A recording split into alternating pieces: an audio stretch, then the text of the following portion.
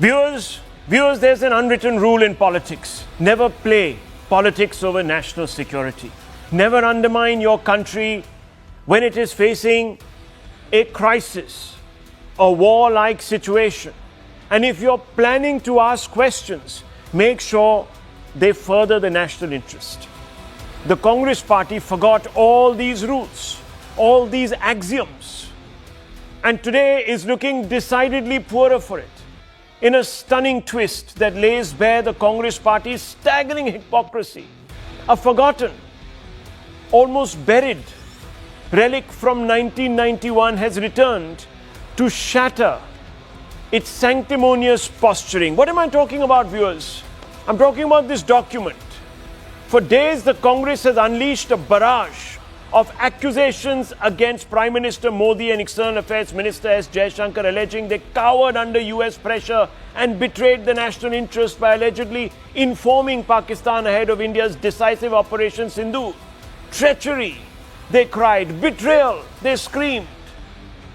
Mallikarjun Kharge even went to the extent of saying that Modi was set to go to Kashmir on April 17th. Intelligence Department told Prime Minister not to go. Why didn't government tell tourists to avoid Jammu and Kashmir? We should have saved 26 lives and avoided a small or chutput war. Rahul Gandhi says EM Jaishankar's silence on informing Pakistan isn't just telling, it is damning. So I'll ask again, how many Indian aircrafts did we lose because Pakistan knew this wasn't a lapse, it was a crime, and the nation deserves to know?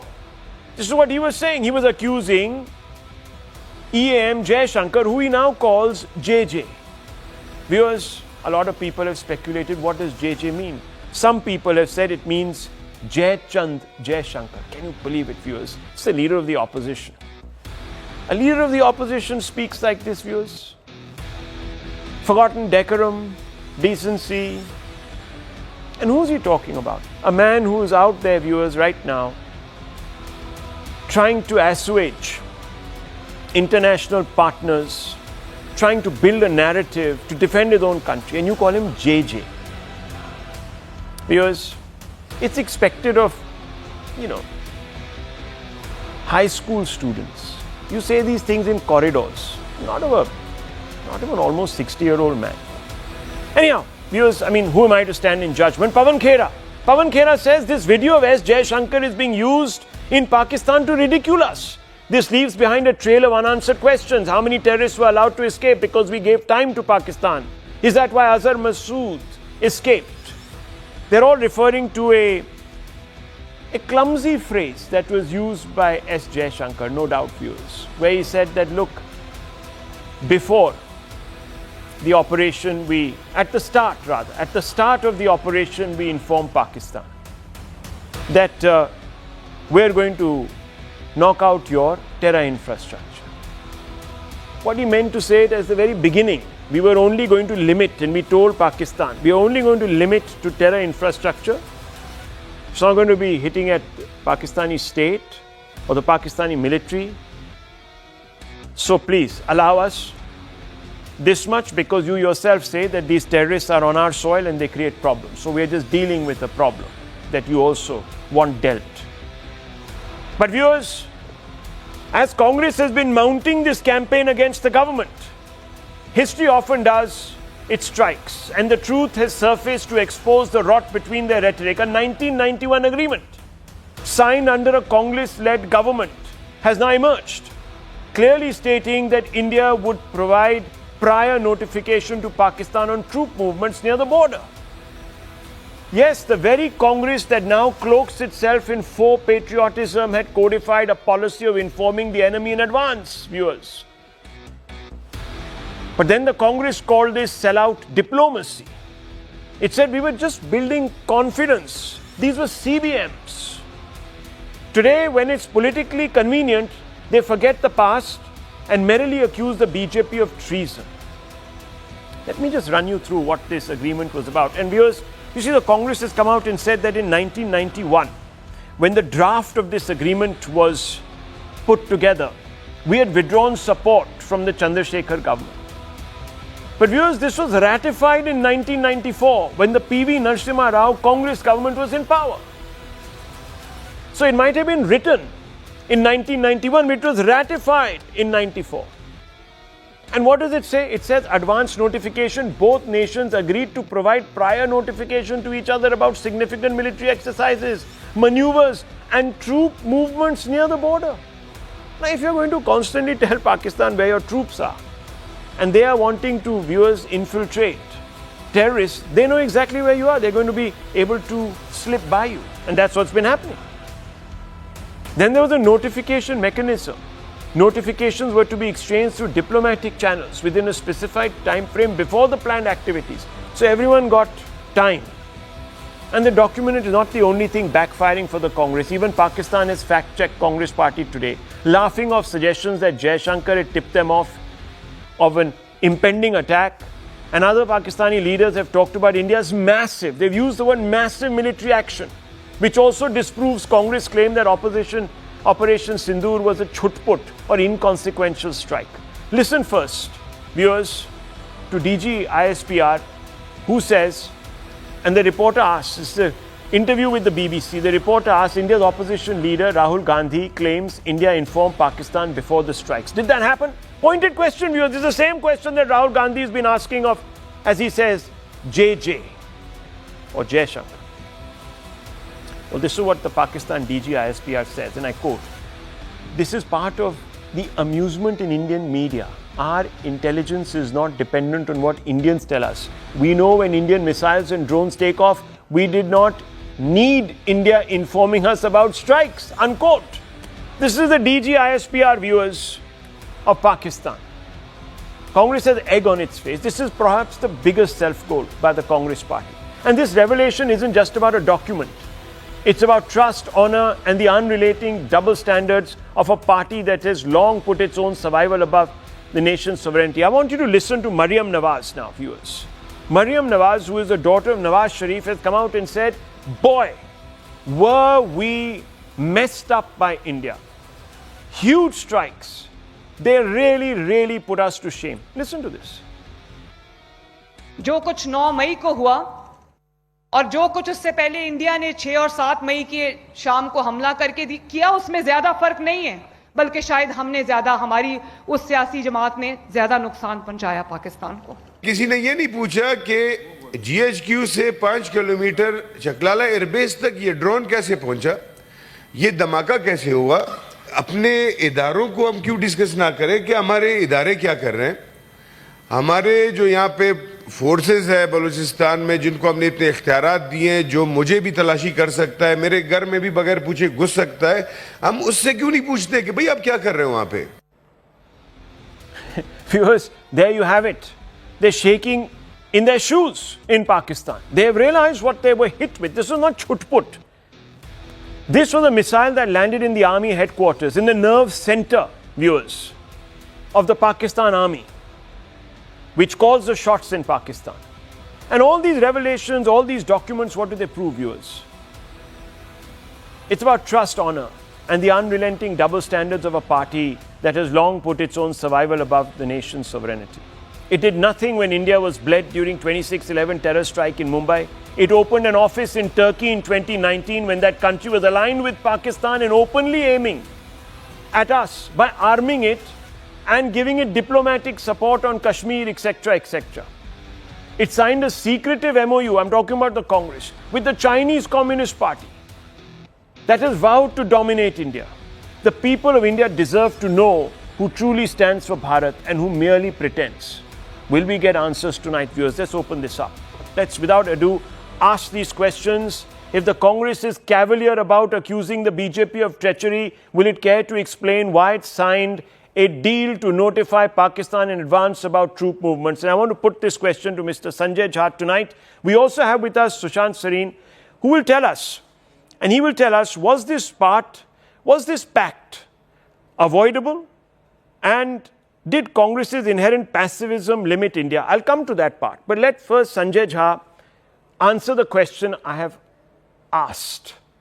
Today, the shoe is now on the Congress foot. Here is the document, sir. This is the agreement. You know what it says. I'm sure you've gone through it. You can't hide behind the dates because in 94 it was ratified, very much during Congress time. Yes, it was drafted in 1991 on the 6th of April, but registered by India on the 15th of December 1994. Squarely bang in the middle of P.V. Narasimha Rao's tenure. What's your response, sir? And just to add to that, completely approved by Mr. Vajpayee's government, and Mr. Modi's government had no objection to it till now. So complete the entire statement, Rahul. And in a fairness of a debate, because you got three people who I think if the public are seeing them often will be aware they are very sympathetic. One of them, of course, is the BJP spokesperson. And I think they're sympathetic towards the BJP. So let's have a neutral debate. Give me equal amount of time and we will have your viewers highly enlightened by the end of it. You asked me a question at the very beginning. Who is really insulting India's integrity? I'll tell you who is. The Bharatiya Janata Party is. I'm going to quote to you just a small paragraph of a letter sent to the President of India, the Supreme Commander of the Indian Defence Forces, by Admiral Vishnu Bhagwat and several other very respected members of India's defence services. And I do hope, Rahul Shivshankar, you respect them as well, because otherwise I think Mr. Modi's government would be right in calling you anti-national. On the comments made by Vijay Shah, the very esteemed MLA from Madhya Pradesh, and the Deputy Chief Minister of Madhya Pradesh, Mr. Jagdish Devda, who said that the Indian army bows before Mr. Modi. This is what the BJP thinks of India's defense services, by the way. We all know what Mr. Vijay Shah said about Colonel Sofia Qureshi, and I quote this paragraph. The derogatory statements can adversely affect the morale of the servicing personnel of our defense forces, resulting in weakening of national security and basically our territorial integrity. They will create communal fissures and they insult India's defense services. This is the BJP for you, served without any ambiguity. This is not a political statement. This has come from India's esteemed Admiral Vishnu Bhagwat. My next question to you. You know what, Rahul? All protocol, all policies and procedures that the BJP is trying to spread today, they do not apply in extraordinary times. In the times of a military conflict, a threat of a nuclear war, a possible ground-to-ground invasion, all your protocols stand suspended. So let us not try and create a red herring and divert the debate. The questions for the country are a few. Donald Trump announces a ceasefire and has said it 8 times in the past 12 days. I read it to confirm it myself that it was not some political rhetoric, that India actually agreed to a ceasefire with Pakistan because of a trade deal. And to use the American transactional business term, Donald Trump brokered the deal. So we are, for the first time, we are having a third party intervening in a bilateral conflict that we have with Pakistan. Kashmir has been internationalized, we all know it. And you should read Nirupama Rao's article in the Indian Express. She says India has lost, and she's, by the way, a former ambassador, a foreign secretary. Mm-hmm. She's not partisan. She says India has lost the information war. Okay. And she's not blaming the Congress with Pakistan. Okay. My second and third question, India gets backing from Israel and Taliban. Mm-hmm. Russia is neutral. Mm-hmm. America is anyway opportunistic. Mm. Our neighborhood is, by the way, completely disinterested in what happens to us. Mm-hmm. This is the regional superpower we once were under the Congress government. Mm-hmm. Third, Kashmir is out in the international environment all over again. And the next time anybody from the BJP criticizes the Congress, my last line, Rahul, they should remember the Congress government, 1947, defeated Pakistan. 1965, defeated Pakistan. 1971, led to the creation of Bangladesh. Don't lecture Congress on patriotism. One second. And national security. You know, you said you must give the complete picture. I'm going to hand it over to Mr. Bhatia in just about a minute. I just want a couple of points to be made. Sure. You said give the complete picture. Now, viewers, he talked about a BJP minister, condemnable. That man is being taken to task. Not yet. He has been asked not to even attend cabinet briefings, meetings. He's got criminal cases slapped against him. He'll be taken care of by the law. No one is shielding him or protecting him. But there was a man called Mehboobabad, viewers, Samajwadi Party leader, who's a professor. And you know what the Supreme Court said? And all of these parties backed him. And if you're talking about letting down the armed forces and making snide comments which are misogynistic against the lady officers, this man epitomized it because the Supreme Court said he was dog whistling. What was he dog whistling, viewers? He was telling Muslims not to support the war. He was trying to divide our army. This was Mehbooba, supported by the Congress, by the left, by the whole brigade of the India bloc. This was Mehbooba. This is what the Supreme Court said. And he said, the Supreme Court went on to say that do not shame this country for publicity hunting. These are the words of the Supreme Court. There it is, viewers. It's on your screens. And I must commend the director tonight to fish it out so quickly and help me here. That's fantastic. Very well done. I'll also tell you, viewers, one second. He's quoting some retired generals, etc., etc. Okay? The man who heads, viewers, the man who heads India's Standing Committee on External Affairs is a man called Shashi Tharoor. He's a Congress party member, and he said that Trump did not mediate. In an interview to another haywire journalist who was sitting around asking some warped questions, and he stared him right in the eye, fixed him, and said, get your facts right, son. Educate your mind before you come to ask questions. And that 57-year-old journalist looked like a, what can I say, viewers? He shrunk in his chair. Can you believe it? 57-year-old journalist. Anyhow, then there is somebody called M.K. Narayanan. I'm not talking about Nirupma, whoever he mentioned, Subramaniam, etc., ambassador. I'm talking about M.K. Narayanan, the NSA, National Security Advisor to the UPA government. And this is his view. Operation Sindoor has shown that India has tremendous strength, but it also can act in a restrained manner. That is an important message. We demonstrated that we are responsible and big power. And you have, of course, viewers, all those sound bites of the Pakistan establishment from the top, from the Prime Minister to his niece, to every senator there who says, it was not chutput, we got really shaken in our socks. These were their words, not mine. In fact, there's another guy who's another scion. And I'll play that M.K. Narayanan bite in a while, but we'll just stick to the quote right now. There's another guy, viewers. He's a son of a deceased prime minister, assassinated prime minister, who says that, can you imagine they came at midnight to attack us?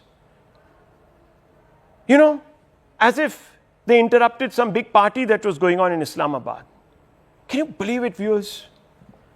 And this is what the Congress is blind to tonight. I leave the floor now to Mr. Bhatia on the 1991 document. I want Sushant Sareen as well as Smita Prakash who are here to put that into a larger context. But Mr. Bhatia, a quick response to Mr. Sanjay Jha, who's listed a series of questions that he wants you to answer.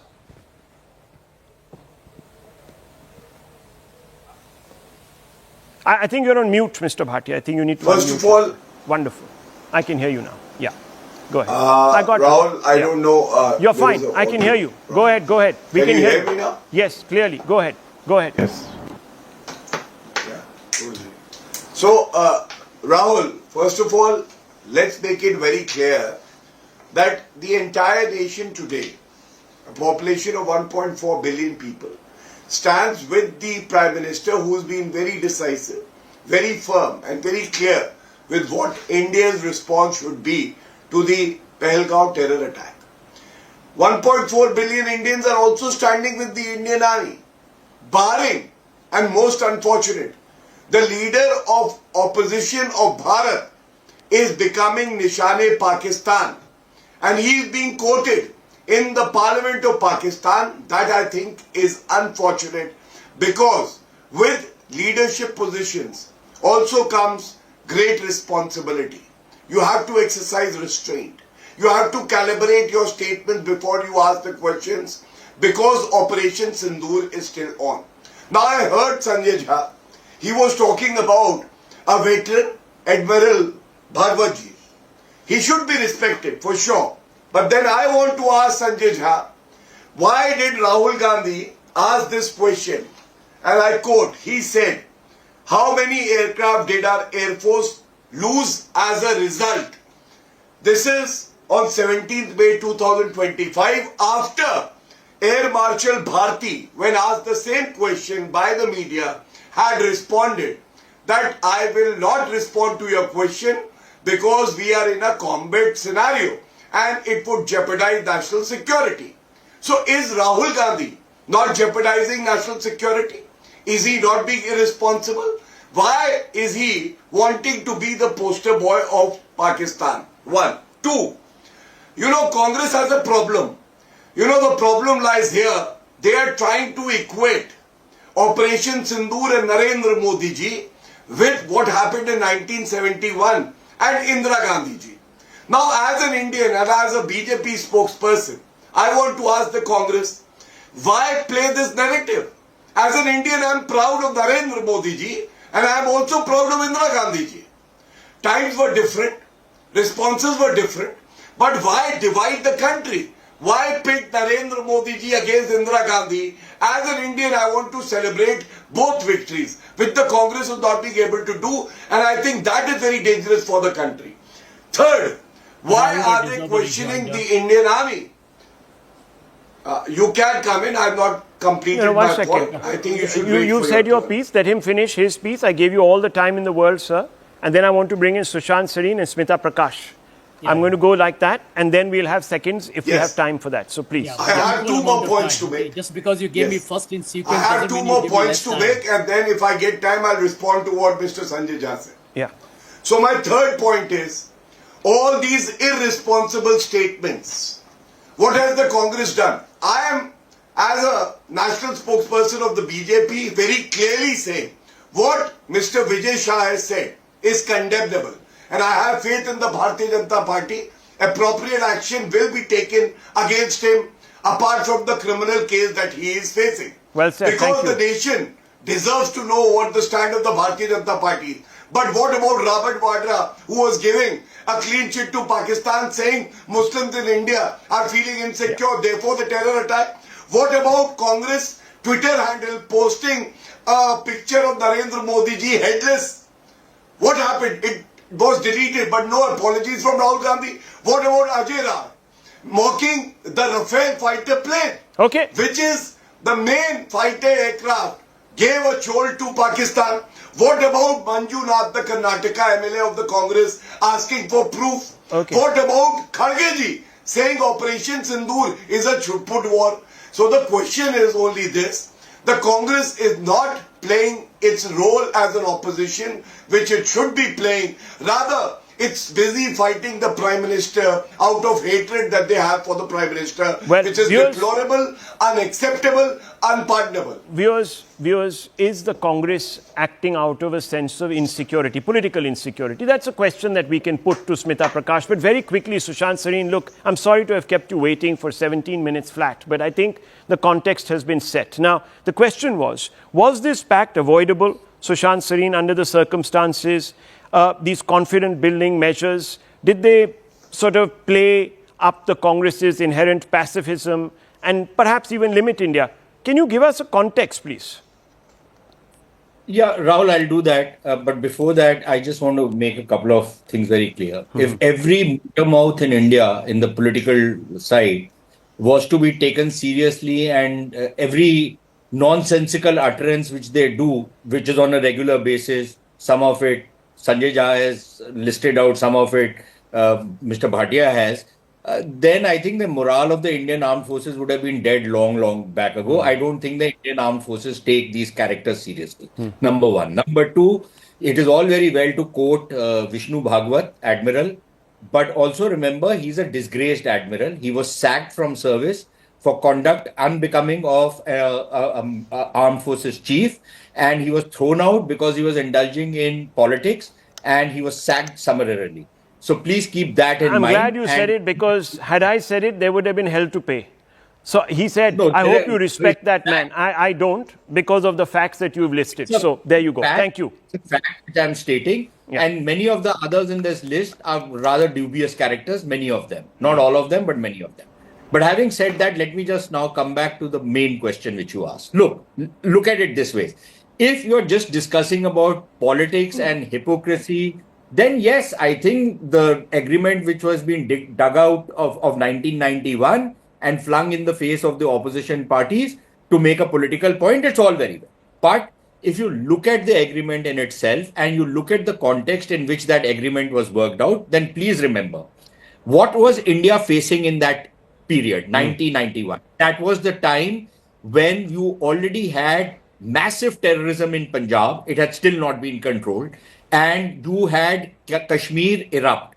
There was almost a warlike situation as far as Kashmir is concerned. The Pakistanis were threatening us. That was also the time when this so-called Robert Gates mission came, where the Americans were scaring us that the Pakistanis might be wanting to use a nuke and there were forces moving. All of that was happening. Yeah.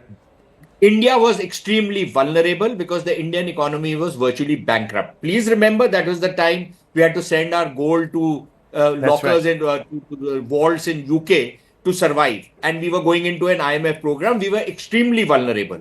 It was under those circumstances that there were people who forced India into this kind of an agreement as a confidence building measure. So I would not attribute any kind of betrayal or any kind of soft-headedness behind this particular agreement. In retrospect, we can say, because today we are speaking from a position of strength. In retrospect, we can say this was ill-advised. It should not have been done. But I just want to say, Sushant Sareen has not minced his words. He's not been unfair. He's been very balanced. Please note this, because someone started this program by saying that we have 3 spokespeople for one particular side. Now, let's hope that people hear Sushant Sareen and accept that he has been extremely balanced. Now, I want to come to you, Smita Prakash. I have to ask you this question because, look, the discourse from the Congress, from pretty much day one, after the halt, the cessation, the pause, call it what you want to, the understanding, has been that we have surrendered. You know, there was a term that was used once, Surrender Modi, if you remember, surrender Modi. There was a coinage that was brought up at one particular point, if you remember. And that was also from the higher echelons of the Congress PR machinery. So I just have to say, why does the Congress always want to equate? First of all, they say that it was Indira Gandhi's victory. No, it was actually the troops' victory. It was Sam Manekshaw and his men and women who delivered that victory. It should go to the military. It was not Indira Gandhi's victory. If that was Indira Gandhi's victory, then this is Modi's victory. But they won't say that. They say, no, it's the forces that did us proud, but Modi sold them down the toilet. Can you assess this for me? This reaction, this sort of negativity, where is it coming from? Well, I think it's a tumult which happens in any democracy. But before I come to the point that you've been talking, since Sushant has talked about Admiral Bhagwat, I would like to talk about the Nirupama Rao reference. She's not on the show, but I need to say this, that her article was quoted. In her article, what she has said is that India had facts and legitimacy on its side and Pakistan had coherence and speed. Now you tell me, just because you have coherence and speed and you are somebody who pushes terrorism as a state policy, is that coherence and speed to be admired? Or we as a democracy who might be a little late in coming to the game of narrative building, whose side are you going to be on? And especially if you're on the side of democracy, whose side are you going to be on? And Nirupama, when she says that, remember that she was Joint Secretary External Publicity during the Agra visit of Musharraf. And she had just begun her tenure. And at that time, Musharraf got the lead in the narrative building at that time. Good point. XP, External Publicity, was playing catch up even at that. Yes, India was playing catch up even then. So remember, Pakistan is past master at this, that hum pehle apna message denge. India takes time. We are a little bit of a slumbering elephant when it comes to narrative building. But when we get our act together, we do get it. So already, we have been sending people, ministerial delegations have gone, our embassies and high commissions are at work. A charm offensive is on the go. Whether you appreciate it or not, we were late, but we are doing it. To show the world that what Operation Sindoor was a calibrated and a restrained military response, and we pulled back from escalating it. And though we destroyed the terrorist infrastructure, we minimized civilian casualties. This is a very responsible country which behaves like this. This is what it is. Now, as far as the political barbs are concerned, which you were talking about, now those domestic political barbs, they are part of a noisy democracy that we are. But attacking Jai Shankar, I just don't understand why the Congress leadership, where it doesn't find resonance among the people. Maybe on a TV debate, the spokespersons might come and vent, and maybe a couple of smart alecky tweets might come in. But making personal attacks on this man, calling him Jai Chand, who's quite a star among the working class. I don't think people realize this, that the political opposition of just the Congress party, nobody else, only the Congress party is making these kind of cheap remarks about Jai Shankar. Firstly, to think he's a star among people of the working class who send their children to schools and colleges, want them to take the UPSC exam, go to JNU, go to St. Stephen's, go get a good degree, join the civil service, become a minister if possible because of your caliber. I worked with his father on the Times of India edit page, Smita Prakash, one of the most humble, down-to-earth people I have met. Mr. K. Subramaniam, the father of India's nuclear doctrine. Yeah. He, in fact, he shepherded me and guided me. So I have great respect for that man. And I know the most modest means came from nowhere. And his children are also very rooted. Yes.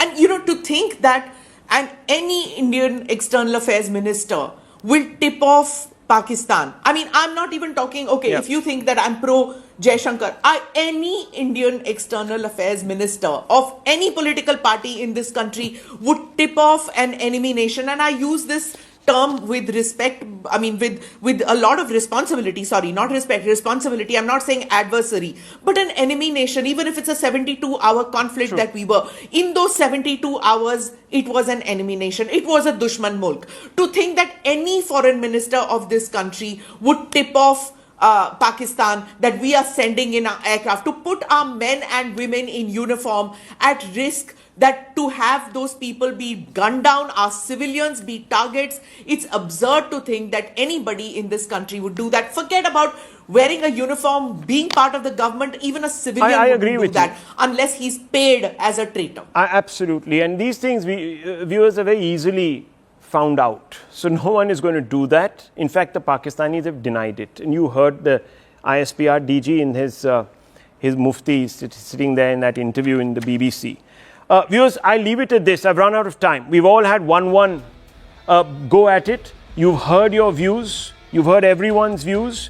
You take away what you want from this. I just want to say that the total estimated financial impact of Operation Sindoor on Pakistan in the limited 4 days is $7.6 billion. This is according to a report that has been put out and prepared by Wing Commander Satyam Kushwaha, who's a retired Wing Commander, very, very highly decorated officer. And he's put this out. Those are some of the numbers. You can even go on to my Twitter handle and have a look at the full report and read it. It's a very comprehensive, independently sourced assessment of the strategic and operational losses. And credible sources were tapped. And these are people who are have first-hand account of the extensive research or electronic data collected during the short conflict. So this is not something top of the head. It is an academic study and it has some value.